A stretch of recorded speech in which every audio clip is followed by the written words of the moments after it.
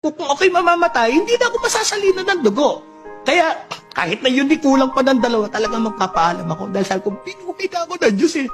Kaya napakasarap para sa isang tao na nakakakilala ng Diyos, nababago ng salita ng Diyos ang pagkatao ng isang tao.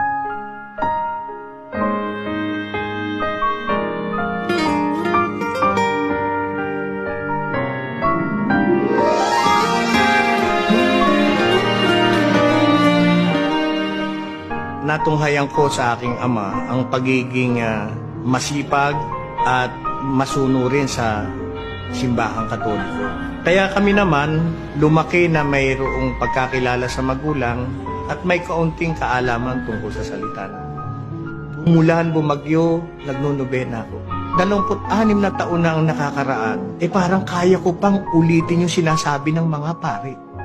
Pati na nga yung mga awitin na hanggang ngayon hindi ko yung nauunawaan, kabisado ka pa rin. Galing ako noon sa Saipan. 3 taon ako roon, nagtrabaho ko bilang construction worker. Ngayon, sabi ko nga doon sa Saipan, nakasama ko roon ng mga ilang Katoliko, ilang Iglesia ni Cristo, pati ng mga born again. Lagi sila sa kapilya, lagi silang nagba-Bible study. Kaya nung niyaya nila akong, sabi niya sa akin sumama sa kanilang kapilya, sumama ako.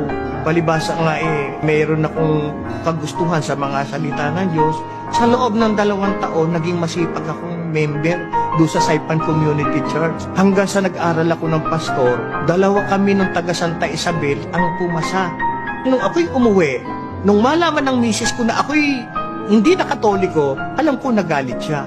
Pero sa kanya salita, meron siyang sinabi na, makinig ka kay Brother Eli. Sa programang Ang Dating Daan, may matututunan ka. Aba, natawag ang pansin ko nung salitang may matututunan ka. Hinanap ko ngayon yung programang Ang Dating Daan na noon, tuwing Lunes lang, alas 3 hanggang alas 4 sa Channel 13. Alam mo, nung marinig ko siya, hindi ko naramdaman yung kagaya ng naramdaman ng iba nating mga kapatid na nagagalit sa kanya nung una. Na-love at first sight ako sa kanya. Alam bang maraming tinuturo niya, basta yung boses niya, yung paraan niya ng pangangaral, hindi ko maipaliwanag sa akin sarili. Bakit ba? Parang ako nalabat per se sa kanya. Isang araw, kumunong panahon na ini, nagtatricycle ako. Kaparada ako sa may palengke ng Bulacan. Naghahantay ako ng pasahero. May dumaan tricycle. Nabasa ko sa una ng tricycle, Jeremias 6:16. Bibig lang parang subok-dudo sa kaloob ako. Sinipa ko motor ko. Hinabol ko yung kapatid. Pagdating doon sa tindahan, huminto siya. Brad, taga Dating Daan ka? Opo, naku, sabi ko gano'n. Salamat sa Diyos. Paano ba ako mapupunta riyan? Naku, sabi niya, tama-tama. Sa linggo may pasalamat kami, sumama ka. So sa madaling salita, yung araw na yun, nakarating kami sa Apali. Nakita ko ngayon personal si Badili.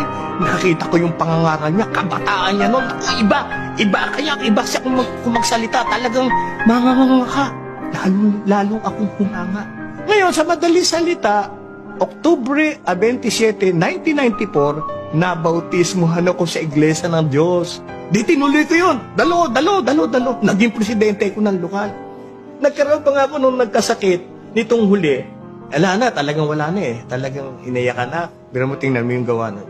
Ayaw nang pumasok ang dugo. Bagana buong katawan ko. 2 linggo na akong dumi ng dugo. Kumbaga sa bote ng mantika, isinalin lahat ang laman. Ala nang natira, yun na lang nakakapit sa bote. Talaga yung oras na lang ang hinihintay. Mamamatay na ako. Mamaya, may kumalabit sa balikat ko dito. Umarap ako. Nakita ko yung doktor. Tatay, matagal na akong hindi nag-i-injection ito. Pero gagawin ko to baka sakali. Sabi ko na lang, Panginoon, bahala ka na sa aking pamilya. Kapatid na Eli, bahala ka na. Pero mga ganun na. Tapos, mangyari ang kalooban mo. Sinaksakan. Maliit nga lang ang karayong, pumasok yung dugo. Tinanggap ng katawan ko. Ang tagal bago maubos, 4 na oras. 1 bag, 2 bag, 3 bag. Ba, nakakaganon-ganon na ang mata ko. Isa na lang. 27 na ng Oktubre, pasalamat namin. Sabi ko, Nay, paalam ka. Yung mga kasama ko rin, paalam kayo. Alam mo kung bakit ako nagpaalam na gano'n? Malakas ang loob ko. Sabi ko, kung ako'y mamamatay, hindi na ako masasalinan ng dugo. Kaya, kahit na yun, di kulang pa ng 2, talagang magpapaalam ako. Dahil sabi ko, pinumida ako ng Diyos Kaya napakasarap para sa isang tao na nakakakilala ng Diyos, nababago ng salita ng Diyos ang pagkatao ng isang tao. At sana, kung ako man bibigyan pa ng Diyos ng buhay at lakas pa, gusto ko pa. Gusto ko pang maglingkod sa Kanya. At meron pa ako kapatid, nire-resebang tinig at boses. Pagdating sa langit, doon ko ihirit ang lahat ng tinig ko. Magpapasalamat ako sa Diyos. Aawit ako ng buong puso sa Kanya. Ire-reseba ko yung boses na yun para sa Kanya. Ako, si kapatid na Karding Sarmiento, ito ang istorya ng aking pananampalataya.